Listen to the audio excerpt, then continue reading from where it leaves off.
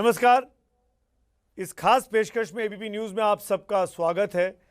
आजकल देश में हिजाब का मामला बहुत ज़्यादा गर्मा रहा है। मामला उठा दक्षिण भारत से, कर्नाटक से, और इस वक्त उत्तर भारत में छाया हुआ है। मामला अदालतों तक पहुंच गया है।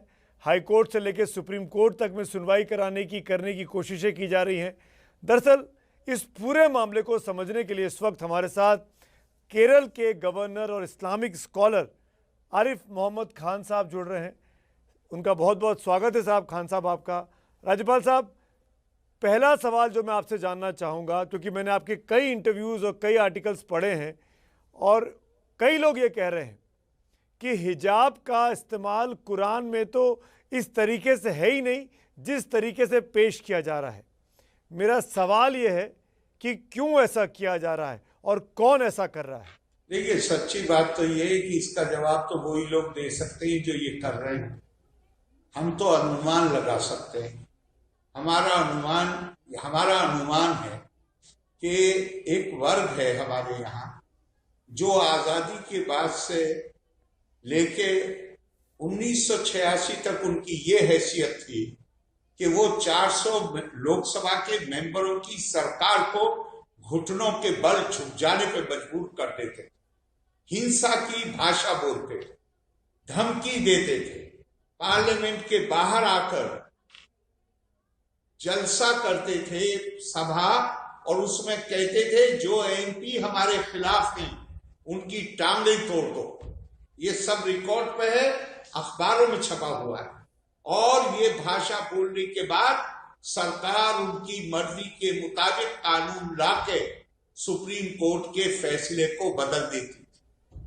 दिल्ली में एक और वर्ग था, आज भी है, जो चुनाव नहीं लड़ते थे, जो किसी राजनीतिक प्रोसेस का हिस्सा नहीं थे, लेकिन वो जो बड़ी सरकार की पावरफुल सशक्त समितियां हैं उनके अंदर उनके नॉमिनेशन होते थे, क्योंकि वो अपनी एक इमेज बताते थे कि वो बहुत प्रोग्रेसिव हैं, लिबरल हैं, वगैरह वगैरह। आज ऐसे खास तौर से जो पहला वर्ग जिसका मैंने बताया आपको, उसका मामला तो ये है कि वो तो ऐसे महसूस कर रहे हैं जैसे पानी के बाहर मछली तड़प रहे हैं, क्योंकि अब जो सरकार है वो उनसे ब्लैकमेल नहीं होती। अब जो सरकार है वो उनकी धमकी की भाषा को स्वीकार नहीं करती। और जिस दूसरे वर्ग की मैंने आपसे बात करी, उनका मामला वो है, जब मैंने इस्तीफा दिया था तो मुझे भी कहा गया था, समझाने की कोशिश की गई थी कि अगर मुसलमान गड्ढे में पड़े रहना चाहते हैं तो पड़े रहने दो, तुम्हें इस्तीफा देने की क्या जरूरत है? हम कोई समाज सुधारक हैं, हम तो इनका वोट चाहते हैं, तुम्हें क्या? ये दूसरा वर्ग वो है जो अपनी बच्चियों, उनकी बच्चियां हिजाब नहीं पहनती, वो अच्छे स्कूलों में जाती हैं, लेकिन इस आंदोलन को सपोर्ट करेंगे क्योंकि उनका भी ऊपर है कि इन्हें गड्ढे में पड़े रहेंगे। लेकिन ये मेरा मैं अनुमान ही लगा सकता हूँ। गवर्नर साहब, अगर आपकी बात का मैं इन्फ्रेंस निकालूं तो आप कांग्रेस पार्टी और कुछ इस्लामिक स्कॉलर्स की बात कर रहे हैं जो फंडामेंटलिज्म की बात करते हैं, कट्टरवादिता की बात करते हैं। मेरा सवाल आपसे ये है, अगर कुछ लड़कियां अपने आप को ढक के रखना चाहती हैं, चाहे हिजाब के ज़रिए चाहे बुर्के के ज़रिए, इसमें आपत्ति क्या है? क्यों नहीं ऐसा, क्यों आप इसको स्वीकार नहीं कर रहे हैं?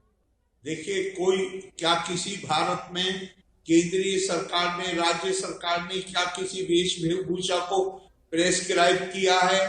क्या किसी को मना किया है कि तुम ये कहा है कि तुम ये पहनो, ये मत पहनो? ऐसा तो कहीं है नहीं।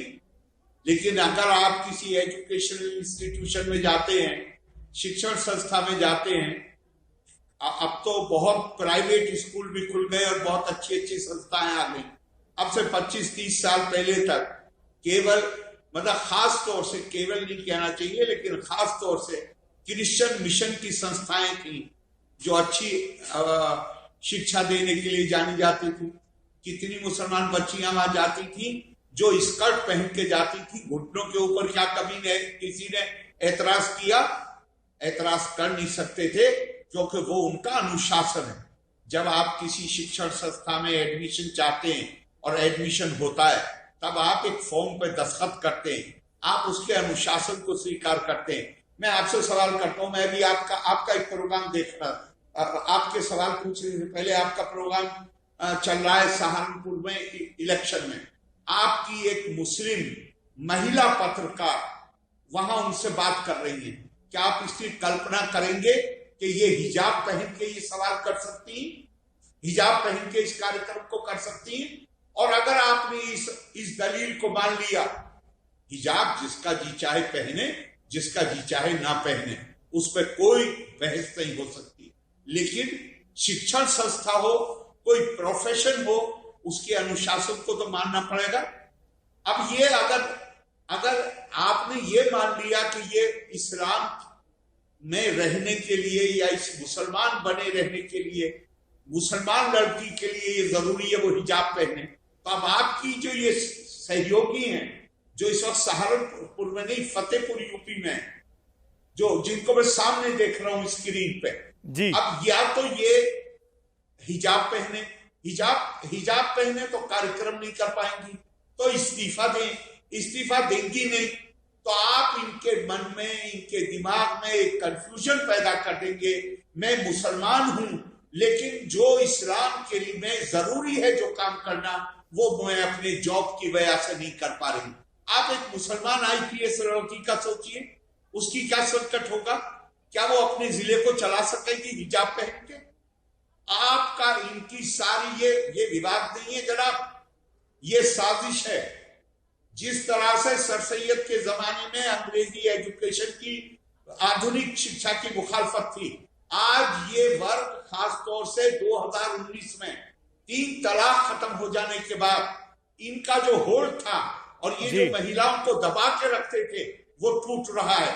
आज ये चाहते हैं कि महिलाएं हिजाब पहनेंगी, उनके पढ़ी लिखी भी हों तो भी उनके कैरियर प्रोस्पेक्ट खत्म हो जाएंगे। गवर्नर साहब, 2-4 साल 10-20 साल के बाद उनका मैं आपको एक चीज सुनवाना चाहता हूं, ये आज सुबह की है। आज जहां पोलिंग हुई उस जगह की कुछ महिलाएं, खवातीनें बुरके में आई। हमारे रिपोर्टर ने सवाल पूछा कि आपको हिजाब चाहिए या विकास चाहिए। सुनिए उन महिलाओं ने, उन बच्चियों ने क्या कहा, फिर आपको शायद समझ में आएगा कि मैं क्या कहना चाह रहा था। सुन लीजिए एक बार। हिजाब हमारा मुद्दा है, ये हमारे लिए बहुत वो रखता है, मायने रखता है। हिजाब से हम कहीं नहीं जाते। हिजाब जरूरी है हमें। हिजाब हमारे एक इस्लाम का यही चीज़ है, जो मेन चीज़ इस्लाम की है हमारी यही हिजाब ही है। नहीं, हिजाब ही है, हमें कोई, हमारे लिए कोई प्रॉब्लम नहीं है। हम कुछ भी पहने, कुछ भी, किसी को कोई प्रॉब्लम नहीं होनी चाहिए। कोई भी कुछ पहन सकता है, हम किसी के लिए रोक टोक नहीं है। और भी सब है, लेकिन हिजाब अभी मेन पर्सनल वो हो गया है, तो इसलिए वो ज्यादा इम्पोर्टेंट है। काफी मुद्दे हैं, लेकिन ये सबसे बड़ा मुद्दा है।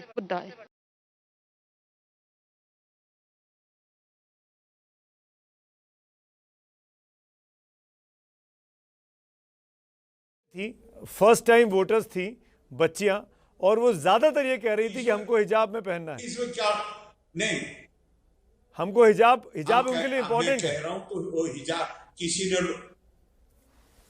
अब मुझे जवाब देने दीजिए ना जी। ये तो मेरी समझ में आ गई बात। अब किसी ने उन्हें रोका क्या आप हिजाब पहन के बताइए? क्या किसी ने उन्हें रोका? अरे भाई, बात हो रही है, अगर आप किसी एजुकेशनल इंस्टीट्यूशन में जाते हैं, आप उसका अनुशासन मानेंगे या नहीं मानेंगे? आप एबीपी न्यूज में आप एंकर हैं, आप रिपोर्टर हैं, उनका अनुशासन मानेंगे नहीं मानेंगे? आप लोग तो इस तरह बताते हैं कि वो आई हैं तो उन्हें किसी ने रोका तो नहीं। इसका मतलब हिंदुस्तान में कोई पाबंदी तो नहीं है किसी के ऊपर। बात केवल इतनी सी है, जितनी है उसमें सीमित रखिए। और वो सीमित ये है कि आप अगर एजुकेशनल इंस्टीट्यूशन में जाएंगे और आपने दस्तखत किए, सिविल कॉन्ट्रैक्ट है, लीगल डॉक्यूमेंट है, आपको अनुशासन के मुताबिक चलना होगा। आप अगर आईपीएस पढ़ते हैं तो आपको उनका अनुशासन फॉलो करना होगा। आज बिल्कुल ठीक गवर्नर साहब, आपकी बात से मैं 100% सहमत हूँ कि जिस संस्था में आप जा रहे हैं, आपने अगर वहां पे कंसेंट दिया है तो आपको वो नियम माननी होंगी। अब ऐसे में अगर कुछ बच्चियां या कुछ महिलाएं बुरके में जाके वोट डालती हैं, तो आज बीजेपी के नेता मुख्तार अब्बास नकवी, जो कि सेंट्रल मिनिस्टर हैं, वो जाके चुनाव आयोग में शिकायत करके आए हैं कि बुर्का पहनकर फर्जी वोट पड़ रहे हैं, गलत मतदाताओं को लिया जा रहा है। तो कहीं ना कहीं बीजेपी के लोग बुर्के की मुखालफत करते दिखाई दे रहे हैं। नहीं, वो उन्होंने, पहली बात तो मुझे जानकारी नहीं है, लेकिन आपको मालूम नहीं है कि बहुत जगह ऐसा हुआ है कि लाल मस्जिद में पाकिस्तान में एक्शन हुआ तो जिस मौलवी की वजह से वो सारी कार्रवाई करनी पड़ी थी, वो वहां से बुर्का पहन के भागा। ये वास्तविकता है या नहीं है? बुर्के का दुरुपयोग होता है, ये सही बात है या नहीं है? लेकिन आम हालात में कोई सरकार की तरफ से कोई पाबंदी नहीं है, जिसको जो पहनना हो वो पहने। मैं गवर्नर होने के नाते, अपने स्टेट का नंबर 1 सिटीजन होने के नाते, और जहाँ पे केरल में अच्छी खासी मुस्लिम आबादी है, मैं ये आपसे जानना चाहता हूँ, क्या सार्वजनिक जीवन में पब्लिक लाइफ से बुर्के को हटा देना चाहिए? क्या ये सिक्योरिटी से जुड़ा हुआ मामला भी है, आप ये चाहेंगे? मैं बिल्कुल आजादी में यकीन करता हूं, मैं स्वतंत्रता में यकीन करता हूं, मैं लिबरलिज्म, स्वतंत्रता जब कह रहा हूं आजादी के बाद, तो वो लिबरलिज्म के सेंस में कह रहा हूं। मैं मानता हूं किसको क्या पहनना है उसका फैसला उसे करना चाहिए। हम कोई नहीं है किसी के बारे में फैसला करने वाले, लेकिन शिक्षण संस्थाओं को यह अधिकार है कि वो अपनी संस्था में एक अनुशासन लागू करें। उनको यह अधिकार है कि वो ड्रेस कोड बनाएं। जिस तरह आईपीएस, सरकार को यह अधिकार है कि आईपीएस में आने वालों को वो कहती है कि ये ड्रेस पहनना पड़ेगा, मिलिट्री में जाने वालों को कहती है ये ड्रेस पहनना पड़ेगा। इस तरह शिक्षण संस्थाओं को भी अधिकार, ये मैं मानता हूं। बिल्कुल ठीक बात। मैं आपसे ये जानना चाह रहा था गवर्नर साहब, अगर आपको हिजाब पहनने से, बुर्का पहनने से आपत्ति नहीं है, बीजेपी को आपत्ति नहीं है, तो फिर आज जब ओवैसी साहब ये कहते हैं कि एक दिन एक हिजाब पहनने वाली महिला प्रधानमंत्री बनेगी, तो उस पर गजवाए हिंद क्यों याद दिला दिया जाता है आज कि गजवाए हिंद नहीं बनने देंगे? हमारे देश की मुस्लिम खवातीन अगर बुर्का पहनने वाली प्राइम मिनिस्टर बन जाती है तो आपत्ति क्यों है किसी को भी? किसी को किसने एतराज किया भाई? योगी जी ने, मुख्यमंत्री जी ने। एक कैंपेन चलाया जा रहा है। नहीं, मैं बताता हूं, योगी ने, मैं होता तो मैं भी वही बात कहता। एक झूठा कैंपेन चलाया जा रहा है गजवा हिंद के नाम से, जिसका मकसद लोगों के दिमाग में ये बात पैदा करनी है कि जैसे भारत के हम टुकड़े कर देंगे। इसको कौन स्वीकार कर लेगा? आप स्वीकार कर लेंगे इस बात को? बिल्कुल नहीं, कोई नहीं। क्या गलत कहा है योगी जी ने? क्या कोई भी स्वीकार नहीं करेगा? फिर दूसरी बात जान लीजिए, ये लोग जो ये गजवाए हिंद की बात करते हैं, इन्हें इतनी बुनियादी जानकारी भी नहीं है कि गजवा उन लड़ाइयों को कहा गया है जहां प्रॉफिट साहब खुद मौजूद थे। इन्हें ये भी जानकारी नहीं है।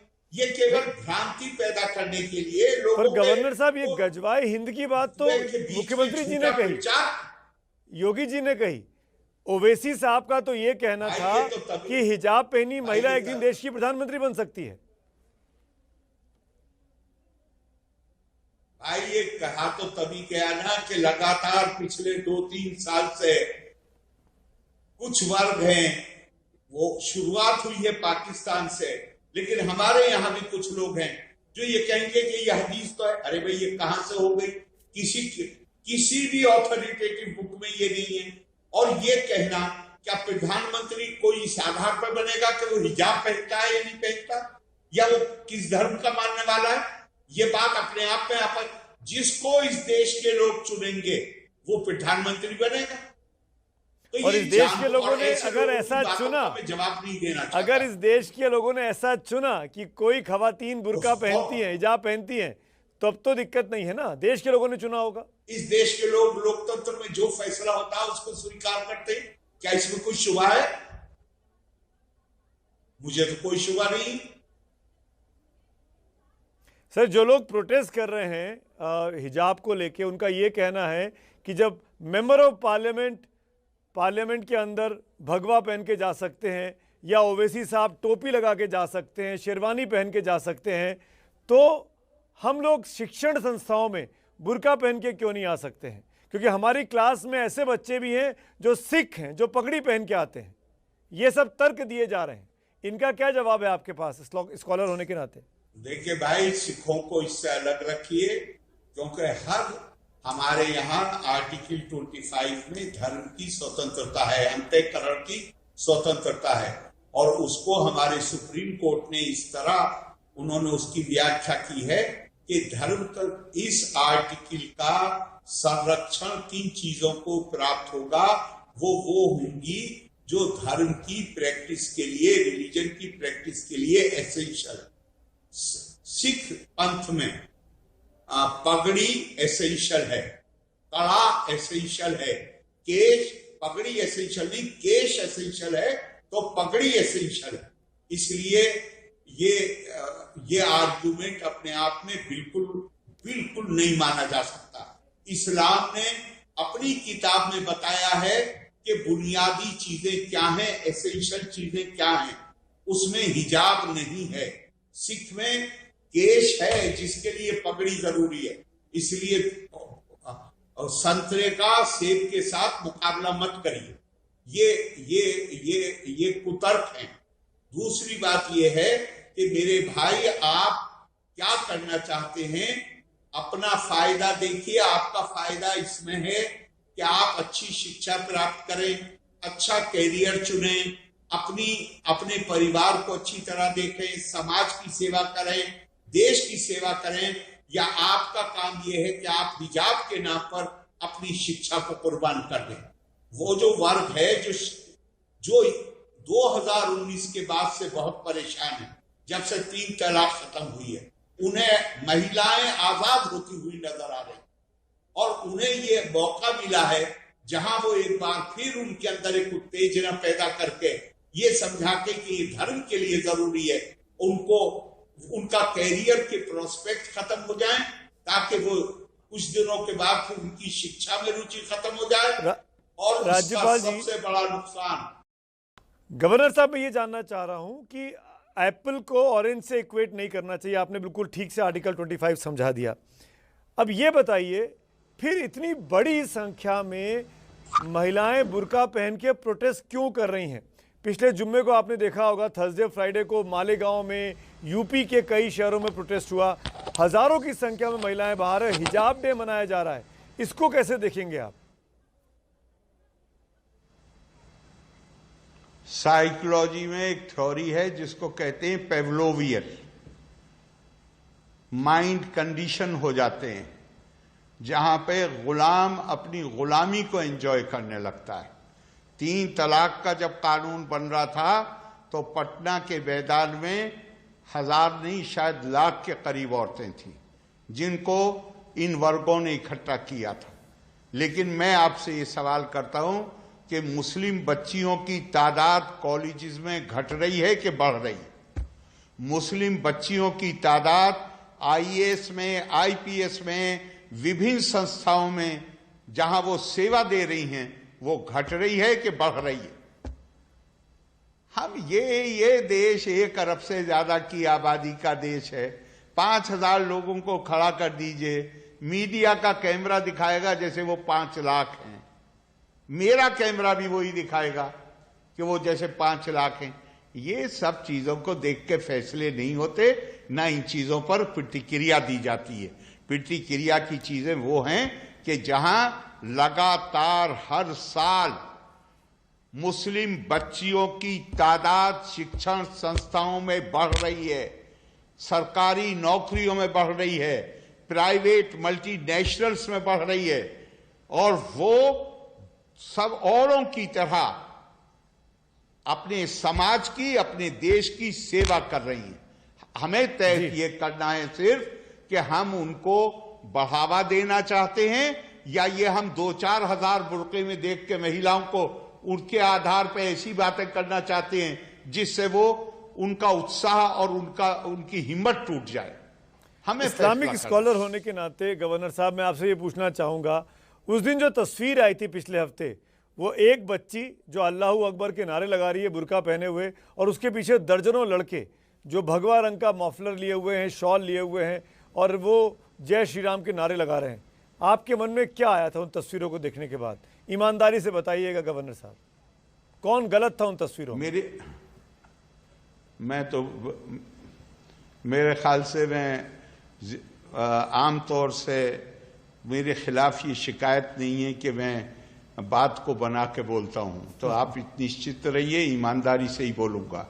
ईमानदारी ये है कि जो कानून, अगर वो बच्ची हिजाब को मानती है तो जो कानून हिजाब को प्रेस्क्राइब करता है वो कानून कहता है कि बच्ची की, औरत की आवाज भी किसी को नहीं सुननी चाहिए।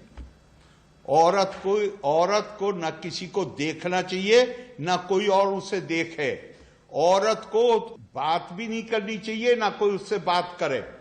तो सिर्फ कपड़े पहनने से हिजाब नहीं है। जो उस कानून, मैं उस कानून को मानता हूं, वो इंसानों का लिखा हुआ कानून है, वो शरीयत नहीं। शरीयत मेरे नजदीक कुरान है, लेकिन जो उसे शरीयत कहते हैं उसमें तो ये भी लिखा हुआ है कि मुसलमान को ऐसे देश में नहीं रहना चाहिए जहां पे शरीयत का कानून लागू ना हो, मतलब जहां मुसलमानों की हुकूमत ना हो। तो वो क्या क्या चीज मानेंगे, या सिर्फ अकेले यही मतलब नारा लगाना, तो अपने आप में ही लड़की को नारा लगाने की इजाजत तो शरीयत वैसे ही नहीं देती।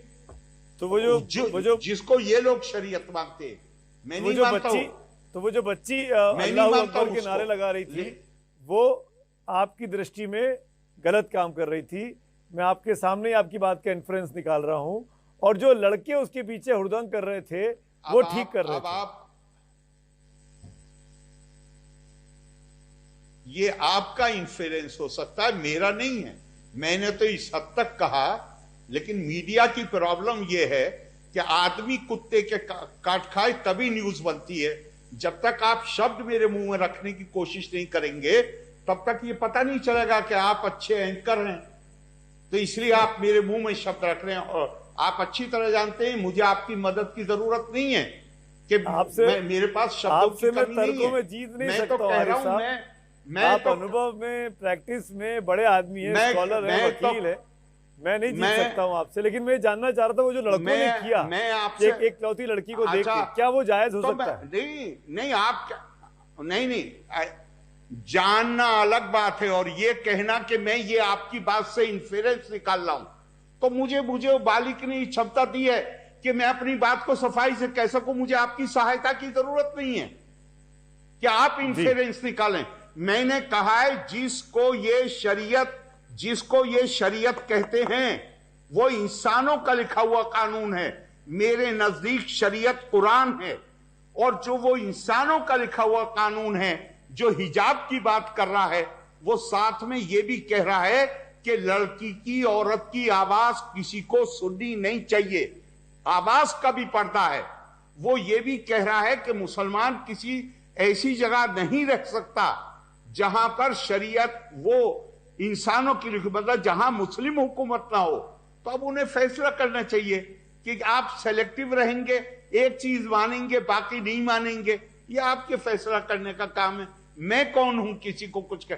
और जिन्होंने अगर नारे लगाए, वो तो वहां पे मोर्चे बने हुए हैं। एक तरफ एक मोर्चा है, दूसरी तरफ दूसरा मोर्चा है। एक ने नारे लगाए, दूसरे ने भी लगाए होंगे। और मैं अगर होता तो मैं डेफिनेटली लड़की के नारे के जवाब में अगर मैं मौके पे मौजूद होता, मैं कहता हरगिज नारा मत लगाओ। बिल्कुल ठीक। यानी वो लड़के भी जो कर रहे थे वो ठीक नहीं कर रहे थे। अब मुझे एक बात बताइए, मामला कर्नाटक का है और उससे पूरा यूपी का चुनाव प्रभावित हो गया।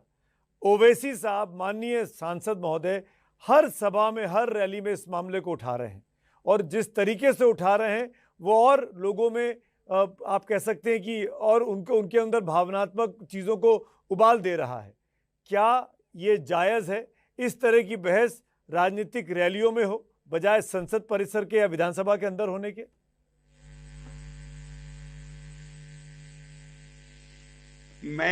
कुछ लोग ऐसे हैं हमारे देश की राजनीति में कि मुझे उनका नाम लेने को भी दिल नहीं चाहता, लेकिन आपने एक बात कही है, मैं उसका जवाब देता हूं।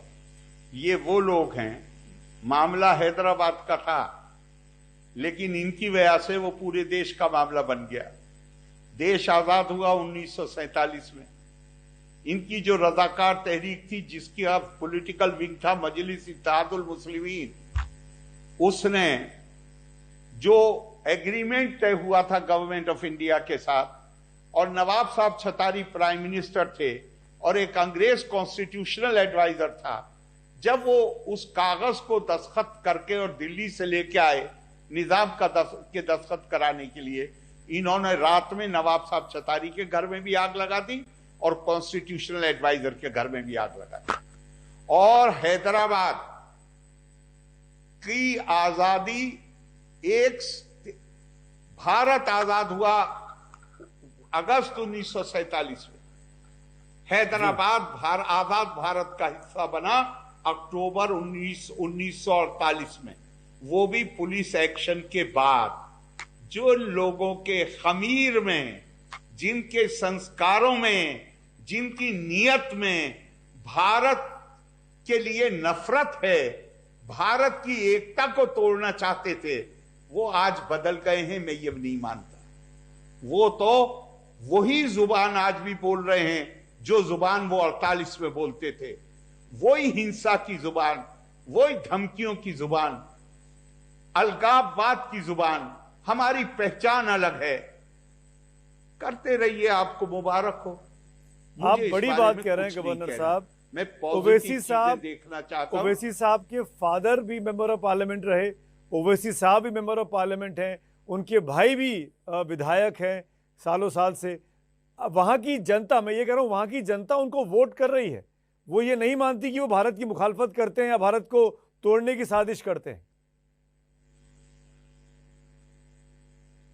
हाँ, तो वो जनता तो, उनमें से कुछ लोग जो आज साथ हैं, उनमें तो उस वक्त भी साथ थे जब वो भारत के साथ हैदराबाद के विलय का विरोध कर रहे थे। कर लीजिए आप क्या करना चाहते हैं, तब भी साथ थे। आखिरकार पुलिस एक्शन क्यों लेना पड़ा वहां पे? इसीलिए तो लेना पड़ा कि इनके साथ कुछ लोग थे। एक पॉलिटिकल कमेंटेटर होने के नाते, इस्लामिक स्कॉलर के साथ साथ मैं ये जानना चाह रहा हूं इस पूरे मामले पे, क्योंकि मामला यूपी चुनाव से जुड़ा हुआ है गवर्नर साहब, एक बार भी समाजवादी पार्टी ने आधिकारिक तौर पर बयानबाजी नहीं की। ऐसा कोई बात नहीं की जिससे मुस्लिम्स जो हैं वो उनके पीछे लामबंद होने की कोशिश करें। इस स्ट्रैटेजी को, इस अखिलेश यादव की प्लानिंग को, रणनीति को आप कैसे देखते हैं? पहली बात तो आप अपनी गलतफहमी दूर कर लीजिए कि मैं पॉलिटिकल कमेंटेटर हूं। मैं अपने विचार रखता हूं, मैं दूसरों की पॉलिटिक्स पर कमेंट नहीं करता। दूसरी बात यह है कि आज मैं जिस पद पर हूं उसकी मर्यादा भी मुझे इजाजत नहीं देती कि मैं आपके इस सवाल का जवाब दूं। ठीक है, मैं समझ गया आप नहीं देंगे, ठीक है, मैं इसका सम्मान भी करता हूं और मैं समझ भी सकता हूं। लेकिन एक चीज़ तो आपको बताना पड़ेगा जो मैं आपसे जानना चाहता हूं, क्यों वो बच्चियां जो ये कह रही हैं वोट डालने के पहले कि हिजाब हमारे लिए ज़रूरी है, क्या उन तक वो लिटरेसी नहीं पहुंची, वो समझदारी नहीं पहुंची कि अगर आपको प्रोग्रेसिव होना है तो बुरके में रहकर नहीं हो सकते, आपको सोशल समाज के साथ जुड़ना पड़ेगा? ये बात अगर आप मुझसे सच पूछिए तो ये आपके रिपोर्टर की जिम्मेदारी थी कि उनसे मालूम करता कि क्या वो कि उनका शिक्षा का स्तर क्या है, क्या उन्होंने स्कूल की पढ़ाई की है, किसी कॉलेज में गई हैं, और वहां से हमें ये पता चल जाता कि आखिरकार ये साजिश क्यों की जा रही है। भाई, एक मैंने आपसे पहले ही कहा, साइकोलॉजी में बड़ी इंपॉर्टेंट थ्योरी है, साइकोलॉजिस्ट का नाम पेवलोव था, कि अगर माइंड को कंडीशन कर दीजिए तो जिस आदमी को आपने गुलाम बनाया हुआ है वो अपनी गुलामी को एंजॉय करने लगता है और उसके जो कंफर्टेबल जोन बन जाता है उसकी हैबिट्स का, उससे बाहर नहीं आना चाहता। तो मतलब आप, मुझे तो कई बार ऐसा लगता है, अब 3 तलाक के बाद लगा कि बहुत तेज़ी से देश आगे बढ़ रहा है, महिलाएं जो हैं वो बुरके से निकलकर बाहर निकल के आना चाहती हैं, लेकिन फिर वही भीड़ और फिर वही बुरके को लेकर राजनीति हो जाना। क्या इस पूरे के पूरे पोलराइजेशन के पीछे आपको लगता नहीं है कि दोनों पक्षों का फायदा हो रहा है? एक जो मुस्लिम के वोट पाना चाहता है और एक वो जो हिंदुओं के वोट पाना चाहता है। ये असल में ये प्रॉब्लम है हमारी कि हमने ये भी एक ईथो हमारे मुल्क में डेवलप हुई कि हम सेकुलर हैं, लिहाजा हम दोनों पक्षों की या तो तारीफ करेंगे या दोनों पक्षों की समान रूप से बुराई करेंगे। अरे भाई, देखना ये है, आप एक किसी पक्ष को मत देखिए, अपना इंटरेस्ट तो देखिए। आपका इंटरेस्ट इसमें है कि आप क्लास छोड़ के चले जाएं, आपका इंटरेस्ट इसमें है कि आप इम्तिहान छोड़ के चले जाएं। फिर 30 साल के बाद, जैसे आज कराची में हिंदुस्तान से गए हुए लोग आज भी महाजिर कहलाते हैं। हमारे यहां भी बहुत आए थे और हम उन्हें रेफ्यूजी, भारत में उन्हें कुछ सालों तक रेफ्यूजी कहा जाता था। आज रेफ्यूजी शब्द भी कोई कहीं इस्तेमाल नहीं करता। और कराची में और वहां के हैदराबाद में जो यूपी और बिहार के गए हुए मुसलमान हैं, वो आज भी महाजिर है। और अब वो कहते हैं, अब वो उनके लीडर अल्ताफ हुसैन हिंदुस्तान से अपील करते हैं, हमारी मदद करिए, हमारे बुजुर्गों ने बड़ी गलती की थी। आप थोड़े दिन रुक जाइए, ये लोग यही कहते नजर आएंगे कि हमें धोखा दिया गया था और हमारे साथ। पहली बात तो ये कोई इतना बड़ा मूवमेंट नहीं बनने वाला है। मैं कहता हूं, आप अपने संस्था में काम करने वाली एक एंकर को तैयार कर लीजिए कि वो तैयार हो जाए कि मुझे हिजाब पहनना, एक भी तैयार नहीं होगी। तो फिर इससे डरना नहीं चाहिए। हाँ, ये कुछ लोग कुछ दिन के लिए, जब तक चुनाव हो रहा है तब तक ये इसका तमाशा बनाएंगे। बस इसको उसी तरह ट्रीट कीजिए जिसके ये अधिकारी। बड़ा अच्छा बात आपने कर दी लास्ट लाइन में कि चुनाव चलता है तब तक मुद्दा उठाएंगे। तो मैं आपसे ये पूछा हूं कि चुनाव के मामले में चुनाव के वक्त ऐसे मामले क्यों आते हैं? इसका मतलब कोई अपना उल्लू सीधा करना चाह रहा है, कोई बरगलाना चाह रहा है। और अच्छा, आपने मानिए, आप हैदराबाद में, मैं किसी व्यक्ति की नहीं बात कर रहा, मैं किसी कोई भी के लिए कह रहा हूं। आप पूना में रहते हैं, आप हैदराबाद में रहते हैं, आपने कुछ किया होगा। अब आप एकदम से पहुंच गए इनकलाब लाने के लिए उत्तर प्रदेश में, तो कुछ ना कुछ तो आपको बताना पड़ेगा कि क्या कर रहे हैं आप, क्या किया है आपने। तो ये हिजाब कंट्रोवर्सी इस वक्त का शाहबानो मोमेंट है क्या आरिफ साहब? क्योंकि आपके साथ बात हो और शाहबानो 1986 की घटना की बात ना हो, नहीं, उस लेवल पे चीजें जा रही हैं क्या? नहीं, इनको गलत, हाँ मैं बता रहा हूं, इनको गलत फहमी है शायद ये। लेकिन अब वो सरकार नहीं है जो ऐसे अराजक तत्वों के सामने, धर्म का ब्लैकमेल करने वालों के सामने घुटने टेकती हो। अब ऐसी सरकार नहीं है देश में। ये गलत फहमी थोड़ी देर में दूर हो जाएगी। और कांग्रेस ने जो उस वक्त घुटने टेके थे 1986 में शाहबानो के पूरे केस के बाद, और जब आपने कांग्रेस पार्टी छोड़ दी इतने करीबी होने के बावजूद भी राजीव गांधी के, मैं ये जानना चाहता हूं उसके बाद से लेकर आज तक कांग्रेस पार्टी उस दमखम से खड़ी नहीं हो पाई। 86 से लेकर आज हम 2022 में आ गए। क्या ये कांग्रेस के लिए एक सीख थी जिसने अब तक नहीं ली? नहीं, ये अकेले कांग्रेस के लिए सीख नहीं है।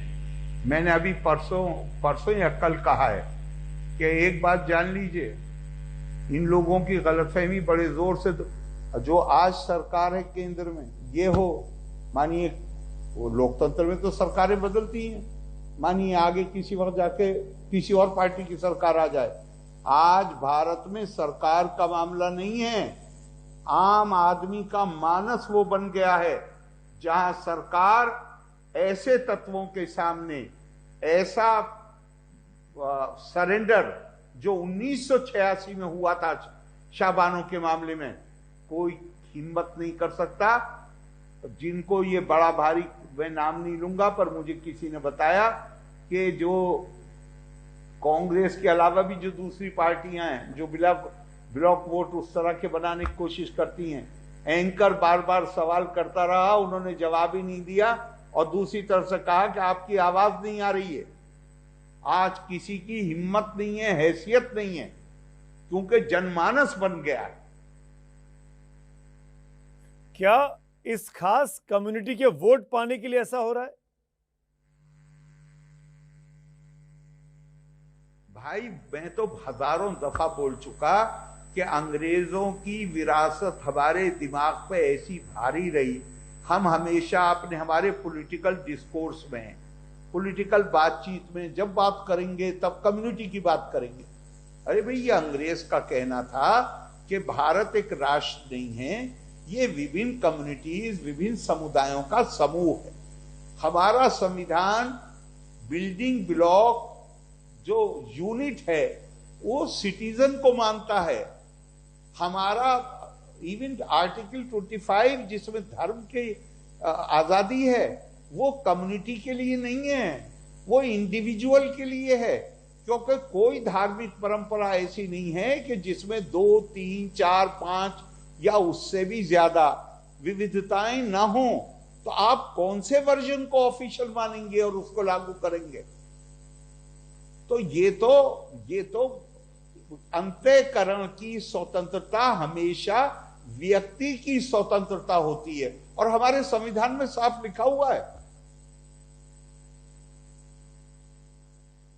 तो ये अब वक्त अब शुरू हो गया हिंदुस्तान में, जहां आपको जाति से हटके, समुदाय से हटके नागरिक की बात करनी पड़ेगी। सबका साथ, सबका विश्वास, सबका विकास। बिल्कुल ठीक बोल रहे हैं आप। और ये कोई भी नियम कायदा बनेगा, कोई भी नीति बनेगी तो वो सारी कम्युनिटीज़ के काम आती है। ऐसा नहीं कि सिर्फ एक खास कम्युनिटी के लिए बनती है। लेकिन एक चीज़ बताइए आरिफ साहब, क्योंकि मैं इतिहास में चला गया और मैं ये ज़रूर पूछना चाहूँगा आपसे, आप जब 1989 में विश्वनाथ प्रताप सिंह की सरकार में मंत्री बने थे, आपने, अगर मैं ठीक हूँ तो आपने शायद ईश्वर के नाम की शपथ ली थी। एम आई राइट? मैंने उससे पहले, बिल्कुल सही आप कह रहे हैं, लेकिन मैंने उससे पहले भी ली थी जी। मैंने 80 में भी ली थी। 80 में मैं पहली बार पार्लियामेंट में आया था।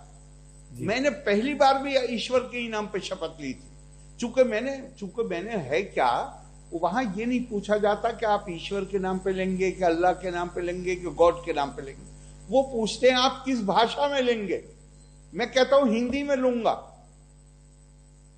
तो मैंने आप बात कर रहे हैं वीपी सिंह जी के जमाने की। मैं तो जब पहली बार पार्लियामेंट में आया हूं तब भी मैंने हिंदी में ही शपथ ली थी और यही शब्द बोले थे। नहीं तो क्यों ली थी? मैं हर वजह बार जानना चाह रहा हूं। मिनिस्ट्री में मैंने हिंदी में शपथ ली है। वो वजह क्या थी? इस पे से भी पर्दा उठाइए ना, कई लोग आपको सुन रहे हैं। मैं तो बहुत बताता हूं। हाँ, बताता हूं। मुझे गिलास सीलिंग तोड़ने का शौक है। मैं उस जमाने में उत्तर प्रदेश असेंबली में शुद्ध हिंदी में भाषण किया करता था, जिस जमाने में बिल्कुल लाइनें बटी हुई थी। मैं उस जमाने में करता था और उसका नतीजा ये हुआ कि अखबार वालों ने ऐसा, मतलब मैं समझता था कि कुछ लोगों को मैं ये मैसेज देना चाहता हूं कि हिंदी किसी की बपौती नहीं है। लेकिन जिनको मैं मैसेज देना चाहता था वो मेरी सीट पर आके मुझे मुबारकबाद देते थे। अबे आरिफ साहब, आप तो कमाल बोलते हैं, आप तो कमाल हिंदी बोलते हैं। तो मैं तो हमेशा हिंदी में। ये कैसे संभव है कि मैं अपने चुनाव क्षेत्र में जहां मुझे वोट मांगने हैं वहां तो मैं हिंदी बोलूं और जब मैं दिल्ली पहुंच जाऊं चुन के तो मैं कहूं कि अब मेरी भाषा कुछ और हो गई है? ये कैसे होगा? मैं तो यहां आया केरला में तो मैंने पहली ओथ मलयालम भाषा में ली। दो दौर में लौटना चाहती हैं, वो ब्रेकिंग द सीलिंग की लाइन को नहीं मान रही हैं, वो अपने आप को कंजर्वेटिव कर रही हैं, वो पिंजरे में कैद होना चाहती हैं, वो पीछे जा रही हैं वक्त से। इसीलिए आपको परेशानी है, इसीलिए आपको चिंता है।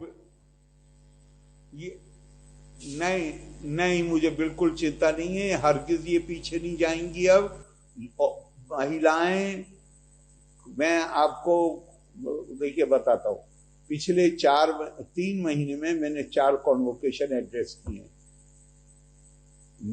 गोल्ड मेडल और अवार्ड्स 70% से ज्यादा बच्चियां थी, लड़कियां थी। और सबसे ज्यादा मैं आश्चर्य में रह गया जब मैं वेटरिनरी यूनिवर्सिटी में गया। वहां मेरा ख्याल था चूंकि यहाँ अध्ययन का विषय ही जानवर है तो यहाँ लड़कियां कम होंगी, लेकिन लेकिन पता चला कि स्टूडेंट्स ही वहां पे 70% है, उससे भी और ज्यादा है, कुछ आधा % और ज्यादा। और जब वो उनको अवार्ड और गोल्ड मेडल दिए तो पता चला कि 23 में या 24 में सिर्फ एक लड़का था, बाकी सब लड़कियां थी। और अगर आप कहें तो लिस्ट आपको भेज दूंगा, मुस्लिम बच्चियां, मुस्लिम लड़कियां किसी भी एतबार से तादाद में कम नहीं थी, चूंकि उनके नाम पुकारे गए थे। तो मुझे अच्छी तरह ध्यान है, मैंने उनको मेडल दिए थे। तो ये लड़कियां आप सोच रहे हैं इनके कहने से इन्हें गाय का इलाज करना है, बैल का इलाज करना है, इन्हें उनकी नस्ल सुधारनी है, इन्हें बकरी भी चाहिए, इन्हें ऊंट भी चाहिए, ये वहां पे हिजाब पहन के अपना काम करेंगी? ये गलतफहमी का शिकार हैं ये लोग। हो सकता है बेपढ़ी लिखी महिलाओं को ये कुछ दिन के लिए, या कम पढ़ी लिखी महिलाओं को कुछ दिन के लिए बेवकूफ बना दें, लेकिन ये चलने वाला नहीं है। चलिए, बहुत बहुत शुक्रिया गवर्नर साहब, हमेशा की तरह आपसे बात करने के लिए बड़ा अच्छा लगा। आरिफ मोहम्मद खान साहब, थैंक यू सो मच, आपने वक्त निकाला। Thank you. तो ये थे केरल के गवर्नर आरिफ मोहम्मद खान, लेकिन एबीपी न्यूज पर खबरें जारी हैं।